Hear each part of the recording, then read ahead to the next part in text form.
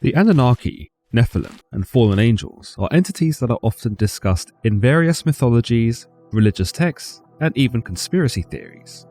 While they are intertwined in some interpretations, they are distinct entities with unique characteristics that are often not only supernatural in nature, but also possess hyperbolized physical attributes that dwarf our own, such as strength, size, and power. Like the gods of the Greek Pantheon to the ancient Greeks, characters like the Annunaki, Nephilim, and Fallen Angels can be seen as a mirror to our own psychological, emotional, and even spiritual traits, where often, despite being regarded as above us, they exhibit the same typical human responses, including compassion, jealousy, desire, love, curiosity, anxiety, creativity, and hope. In today's episode, we'll be exploring each of these extraordinary creatures and determining what makes them what they are, and whether they're more like us than we realize. If we were to travel back to the earliest form of civilization, we would find ourselves in the land of Sumer, in the southern region of Mesopotamia, now modern-day Iraq. Here, sometime between the 6th and 5th millennium BC, would we bear witness to the cradle of civilization itself, as we soaked up the valleys of the Tigris and Euphrates rivers.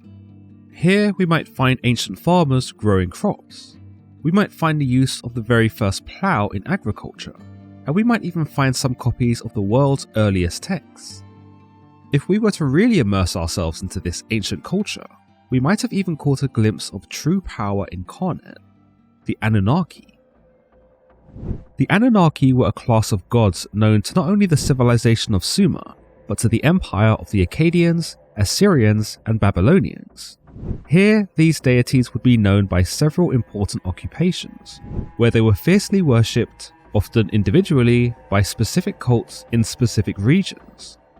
Of these occupations, their primary function within society was to decree the fate of humanity, which certainly highlights why they were taken so seriously. The name Anunnaki, derived from their father, the god of the heavens, An or Anu, is believed to have two potential meanings. 1, offspring of An, or 2, offspring of princely seed. Considering Anu was something of a king of the gods in those times, or at least the ruling deity in the time before his children were born, princely seed seems to be a fairly accurate description. These Anunnaki were the offspring of Anu and his consort, the earth goddess Ki, sometimes conflated with the Mesopotamian deity Ninhursag. Much like Greek mythology, when the principal deities Uranus and Gaia produced the second generation Titans, Anu and Ninhursag's children come between them, and ultimately lead to their separation. As many might know from the Greek tale, Uranus' son Cronus ends up castrating and banishing him, and perhaps, in a not so graphic manner, Enlil, the firstborn of Anu and Ninhursag and the eldest of the Anunnaki, does something similar by splitting the heaven and the earth into two separate realms, thus divorcing his parents. Leading astrologist Samuel Noah Kramer explains in his book Sumerian Mythology, a study of spiritual and literary achievement, that at one point in time, the heavens and the earth were once inseparable, but that Enlil split the two and took the earth, his mother, for himself. His father Anu, deciding not to fight his son, settled with ruling the realm above. Unlike the 12 Olympians found in Greek mythology, we do not know the exact number of the Anunnaki. Like the Greeks though, we do know that each individual deity was worshipped for specific reasons and in specific regions. And though all deities were acknowledged and recognized, only one usually resonated with a certain group of people.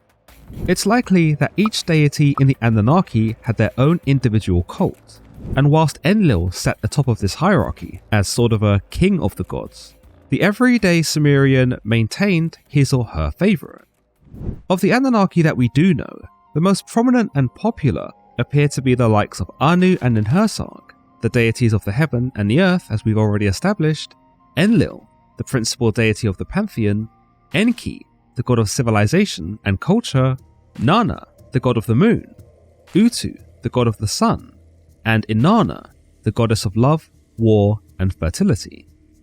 These Anunnaki were considered by the Mesopotamians to be gods who governed in specific cities of their civilization, and were responsible for the prosperity and growth of society. It was believed that each deity lived within a city's dedicated temple, and more often than not could be harnessed into a statue or ornament. This statue, which housed the god, was commonly believed to be paraded around the city, a symbolic gesture of the god moving through the streets and through its people, keeping an eye on things and reminding everyone of their presence. It was also believed that the statue that housed the god, or the spirit of the Anunnaki, could be brought into battle and used not just as a beacon of morale, but so the god could oversee the battle, relish in the dramatics, and even manipulate the outcome. According to the book Gods, Demons, and Symbols of Ancient Mesopotamia, author Jeremy Black explains that in the ancient Sumerian city of Eridu, as many as 50 Anunnaki deities were worshipped simultaneously. This is in stark contrast to ancient cities such as Nippur, where Enlil's cult center resided, or the ancient city of Uruk, where the goddess Inanna was believed to maintain her domain. However, no one idea can be ascertained as historical truth when discussing the Anunnaki, because we cannot be sure as to exactly how or in what manner these deities were worshipped. When we consult the mythology itself, it only helps to steer us into even more ambiguity, as we begin to see that the Anunnaki not only take on different roles, but also reveal several questionable nuances about their nature and hierarchy. Sumerian texts themselves maintain several inconsistencies as to what function the Anunnaki served, or how many Anunnaki there even were. In the story of Inanna's descent into the netherworld, we see that when Inanna is thwarted after her attempt to overthrow her sister Ereshkigal, the goddess of the underworld, the Anunnaki appear as judges of the underworld, whose function is to judge both the deceased mortals and gods alike. When the Anunnaki deem Inanna guilty of arrogance and deception, they condemn her to death. This shows us that whilst Inanna was believed to be one of the Anunnaki, according to Sumerian belief, it was not beyond the Anunnaki to punish one of their own for their malfeasances. As men stand trial today against other men, so too do we see this parallel emulated by the old gods themselves, who it might be said gave us this system so that we may maintain order. Another idea here is that in this story, the Anunnaki, who were nameless deities, stood above the likes of Inanna and her pantheon, shadowed beings who lurked in the underworld to pass judgment on anyone, even gods. Considering that they are able to not only pass this judgment, but exact it upon Inanna, who was a feisty goddess of war too, shows us that these Anunnaki, whoever they were certainly not entities to be trifled with. In other myths, however, we see the Anunnaki described as being heavenly deities that possessed astonishing powers. In the poem Enki and the World Order, we see a very different hierarchy to Inanna's descent into the netherworld, where the Anunnaki instead pay homage to the deity Enki, where they sing songs and praises in his honor. In this version, the Anunnaki take on a much less insidious role and seem much more relatable, especially considering that they are seen to take up their residence amongst humanity and the people of Sumer. This could loosely coincide with writings from the Akkadian period, specifically in the myth known as Atrasis, which is kind of like the Mesopotamian version of the biblical story of Noah. In this creation story, we learn of another class of deities, the Igigi, or the Dingirs, beings who were created by the Anunnaki to maintain the rivers and the canals. However, after some time, the Igigi rebelled and set fire to their own tools. Instead of punishing these lesser deities, Enki, one of the principal Anunnaki, suggested that they create humans to replace the Igigi. Now, when humans are born, they take on the responsibilities of the Igigi, but they also begin to reproduce at an alarming rate. In some versions, they begin to make so much noise upon the earth that the king of the gods, Enlil, can't sleep at night. So he sends a famine to reduce their numbers, before eventually deciding to kill them all in a flood. Enki, on the other hand, shows mercy upon humankind and defies Enlil and the other Anunnaki. He proceeds to warn one man named Atrasis of what is about to happen, and how he should dismantle his house and build a boat so that he can sail upon the flood. When the flood does arrive, Atrasis is able to survive, much to the dismay of Enlil, who blames Enki for violating his trust. The conclusion of the story sees Enlil and Enki coming to a more peaceful agreement over how the human population will be dealt with going forward. In these versions of the mythology, the Anunnaki create human life and use humanity as a tool for which to maintain the canals and rivers. Symbolically, one may read this as humanity being created to serve, or being created for labour, and that this is our primary directive. It presents a new idea that humanity isn't really all that special, and that our existence came about because the Anunnaki, our creators, were too lazy to look after the planet themselves. Interestingly, humanity was not even the first choice for this chore, but rather we were replacements for the Igigi, who, for whatever reason, were able to rebel against the Anunnaki and seemingly get away with it. By the Babylonian period, the Anunnaki became much more associated with the concepts from Inanna's descent into the netherworld, where these beings became faceless and shadowy underworld deities. By this point in time, the god Marduk would have gained significant prominence over the Pantheon, and he, along with the deities Nergal, Damkina, and Madanu, were considered to be the most powerful of the Anunnaki. These deities could coincide as 4 of the 7 deities mentioned in the Akkadian epic of Gilgamesh by the character Utnapishtim, previously known as Atrasis, who survived the flood, who, we are told, can set fire to the lands of the earth whenever a storm approaches. Alternatively, these 7 Anunnaki mentioned here could just as easily be referring to the previously mentioned and more popular deities of Anu, Ninhursag, Enlil, Enki, Nana, Utu, and Inanna. Later on in the Babylonian period, we see the national god Marduk assign the Anunnaki their positions, and that, according to the Babylonian creation myth Enuma Elish, there were 600 Anunnaki who governed from the underworld, and 300 who governed in heaven. Here the Anunnaki are seen to build a temple known as Esagila in dedication to Marduk, and further seen to revere and celebrate Marduk, as well as Ea, formerly known as Enki, and Enlil as their superiors. With this telling, we see that there is a distinction between the gods Marduk, Ea, and Enlil, who now take on the role as deities who are above the Anunnaki. With this idea, it makes the chain of command look even more complex, with human beings being at the bottom, Igigi, who were arguably stronger than us, seeing as they were able to rebel without consequence, above us, the Anunnaki above them, and then the big bad gods, who gave them their powers and responsibilities in the first place. By the mid to late 2nd millennium BC, the mythology of the Hurrians and Hittites show us an even more complex version of the Anunnaki, who were believed to be the oldest generation of gods, presiding over the likes of Enlil, known as Kumarbi now, and Enki, known as Ea. However, by the time Kumarbi comes of age, we see an almost identical story to that of Hesiod's theogony, where Cronus overthrows Uranus by castrating him, and ushering in the golden age of the Titans. Here we see Kumarbi castrate and overthrow his father Anu, the chief of the Anunnaki, and cast him and the rest of the Anunnaki down into the underworld. Thereafter, the Anunnaki would be known as former gods, those who were defeated and cast out by the younger and more formidable gods. Fallen Angels. A concept deeply rooted in various religious, mythological, and literary traditions, these celestial beings were believed to have rebelled against the divine order put in place by the monotheistic deity found in Christianity, Judaism, and Islam, which would lead to their subsequent banishment by the holy god and their eventual fall from grace. One of the main aspects of fallen angels comes from the biblical narrative, where we see Lucifer, one of God's favourite angels, end up rebelling against him and being cast out of heaven.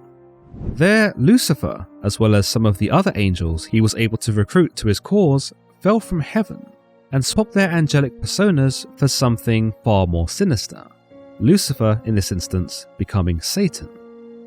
We see several mention of this descent throughout the New Testament, including the Gospel of Luke, where we are told, "I saw Satan fall like lightning from heaven." and/or the Gospel of Matthew, where we are told, "Depart from me, you who are cursed, into the eternal fire prepared for the devil and his angels." Quotes like these make us aware that fallen angels are considered to be a part of the biblical canon, and that these angels were indeed led by Satan, both before and after their fall from grace. It should also be noted that these fallen angels were considered to be wicked, and that even after their fall, they continued their unrighteous behavior upon the earth, though the Bible does not provide us with any specific examples.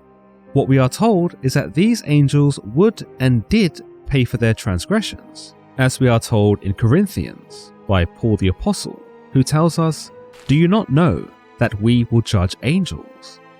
How much more the things of this life?" This is later detailed to us in the 2nd chapter of Peter, where we are told, "For God did not spare angels when they sinned, but sent them to hell, putting them in chains of darkness to be held for judgment." The book of Revelation is where we get the meat of the narrative behind Lucifer and his fallen angels, where we see not only the rebellion in full force, but where Lucifer turns himself into a dragon in an effort to win the angelic civil war in heaven. We are told here, "Then war broke out in heaven. Michael and his angels fought against the dragon, and the dragon and his angels fought back. But he was not strong enough, and they lost their place in heaven. The great dragon was hurled down, that ancient serpent called the devil, or Satan, who leads the whole world astray. He was hurled to the earth, and his angels with him."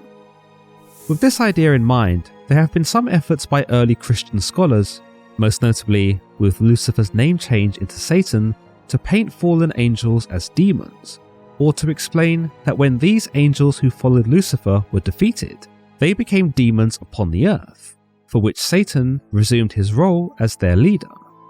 However, more modern interpretations of the New Testament lead us to believe that this is not the case, and that it is not possible to associate fallen angels with demons.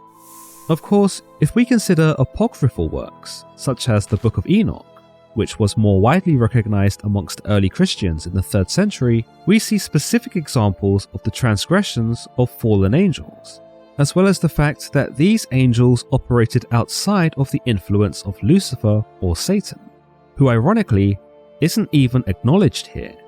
Instead, this narrative gives us a new character to put under the spotlight, the angel Semyaza. The Book of Enoch tells us that the Almighty God once tasked a specific group of angels to watch over humanity, but to never interfere in their daily lives. With this, they are intuitively given the name Watchers, and proceed to do as God had told them, to watch and not interfere. At some point, however, these Watchers began to notice the beauty of the mortal women, and soon they are riddled with temptation. These angels first went to their leader Semyaza, pleading with him to let them go down to earth and mate with the mortal women. And while Semyaza was originally uncertain, he too fell victim of temptation and agreed to descend upon the earth. There the Book of Enoch tells us, "And all the others together with them took unto themselves wives, and each chose for himself one, and they began to go in unto them, and to defile themselves with them. And they taught them charms and enchantments, and the cutting of roots, and made them acquainted with plants." Whilst we aren't told whether these relationships were consensual, the use of the verb took, as in took unto themselves wives, leads commentators to believe that the angels forced themselves on the women, and that after they'd had their way with them, it was not enough to just leave them alone, but that they further corrupted the women by teaching them forbidden magic in the form of enchantments, medicines, and herbal potions, things that God didn't want humanity knowing. Beyond this, we also see another watcher named Azazel, who, though isn't specified as taking a mortal woman, is named as teaching men the ways of warfare. We are told, "And Azazel taught men to make swords and knives and shields and breastplates, and made known to them the metals of the earth and the art of working them, and bracelets and ornaments, and the use of antimony, and the beautifying of the eyelids, and all kinds of costly stones and tinctures." With these concepts, we are led to believe that had the Watchers not disobeyed God and come down to the earth to not only rape the mortal women, but also poison the minds of men with warfare and what looks like a love of possessions, then mankind might have found themselves in a much more tranquil and peaceful life. Instead, through this corruption, the world is very quickly turned on its head, according to the Enochian narratives, and similarly to how one might blame Adam and Eve for the first sin and the struggles that came with it, early Christians may have blamed the Watchers for damning us with such forbidden knowledge and magic. In any case, when God hears about all this happening on the earth, he sends his archangels to bind the Watchers and have them thrown into the Dudale, a special hole in the desert that is reserved for the fallen angels. This hole, believed to be so far beneath the earth's surface that no light can penetrate it, might be comparable to the account in Book 2 of Peter, where we are told that fallen angels are bound in chains and left in the darkness. Whilst Peter does not name this place as Dudale, it could be that he was referring to the same place, or at least the same concept, which, considering its function as a prison, might be comparable to something like Tartarus, the region in the Greek underworld that was reserved for the banished Titans. Some may also see the link between the fate of the Watchers, who are left in this place to be judged amongst the rest of humanity in the end times, with the account by Paul the Apostle in Corinthians 6:3, where the discussion of angels being judged in just the same way as humans is brought up. There are some recent efforts to conflate the concept of fallen angels with that of the Anunnaki, but as far as I can see, there doesn't appear to be much overlap. The Watchers were indeed more powerful and intelligent than humans, but they still demonstrated a basic carnality that weakens a lot of their authority. They are very much like us, in that they are suckered by temptation. They commit errors and transgressions, and they ultimately end up paying for their crimes by being buried in Dudale, cursed to live chained and bound in darkness until the end times. The fallen angels in both the biblical narrative and the Enochian narrative both quickly become antagonists, who, one way or another, decide to hurt mankind or turn against their creator. The Anunnaki by comparison are very different. They are the creators by some accounts, and though they are seen to sing the praises of other gods, their personalities, desires, and base traits are left a mystery to us. Unlike the Watchers, the Anunnaki, by some measurement, are the authority, and we as humans are answerable to them when we are shuffled off the mortal coil. Nephilim. According to Enochian legend, the Nephilim are the monstrous children that are born to the women after they've been taken by the Watchers. Whilst it is not detailed if these Nephilim were born as giant babies or somehow born fully grown, we do know that they are monstrous, esurient, wicked beings that not only consume all the crops, trees and animals, but also consume the mortal men, women, and at one point, even themselves, as they turned cannibal. The world was in distress, and the cries of the people reached the ears of God, who was displeased to learn of what had transpired. His angelic watchers had betrayed him, and now they'd brought forth a horde of creatures that were destroying the earth itself. In order to restore balance, God sent down his archangels to purge the evil that had coalesced on earth. Archangel Uriel is sent to warn Noah of what is soon to happen, that there will be a great deluge and that he should hide himself until then, because he and his family are the chosen ones to survive, whilst everything else on the earth will be destroyed and made new again. Archangel Gabriel, meanwhile, is sent to thin the horde of the Nephilim, as God tells him, "Proceed against the bastards and the reprobates, and against the children of fornication, and destroy the children of fornication and the children of the Watchers from amongst men, and cause them to go forth. Send them one against the other, that they may destroy each other in battle. For length of days shall they not have." As we can see from these interactions, we learn quite quickly that whilst the Nephilim did run riot on the earth, their days were numbered. Indeed, Archangel Gabriel is seen to go on a killing spree as he reduces the number of Nephilim that are running rampant. Any that he manages to miss are taken care of by the flood, which God sends to destroy all life on earth, except for Noah and his family. Now, whilst all the giants do drown in the flood in this story, we are told that their spirits survive, and that from then onwards, they would be known as evil spirits that dwell on the earth. Of these spirits, God tells Enoch, "And the spirits of the giants will afflict, oppress, destroy, attack, do battle, and work destruction on the earth, and cause trouble. They will take no food, but nevertheless hunger and thirst, and cause offences. And these spirits shall rise up against the children of men, and against the women, because they have proceeded from them." So indeed, the physical giants are destroyed, and they can no longer consume the landscape of the earth. They can no longer terrorize mankind, nor can they go about their violent rampages. For all intents and purposes, the reign of the giants ends here, but as God tells Enoch, they do remain on a spiritual plane, where they can oppress, destroy, attack, and work destruction on the earth. Arguably, they are not dead at all, considering that in their spiritual form, they continue the exact same behaviour that they did when they were physically living. We do know why God keeps the Nephilim alive in this capacity, and that's to apparently punish mankind for their involvement with the Nephilim's production, and for the events that had transpired. The men, as we learn from the Enochian legend, had fallen for the Watchers' knowledge, and lapped up the secrets of heaven that the Watchers had revealed, whilst the women had allowed themselves to be seduced by the Watchers, assuming we go with the idea that they were seduced, and not taken against their will. In effect, God kind of blames mankind for the Nephilim too, so he allows the Nephilim to live in their spirit form to punish mankind for their transgressions.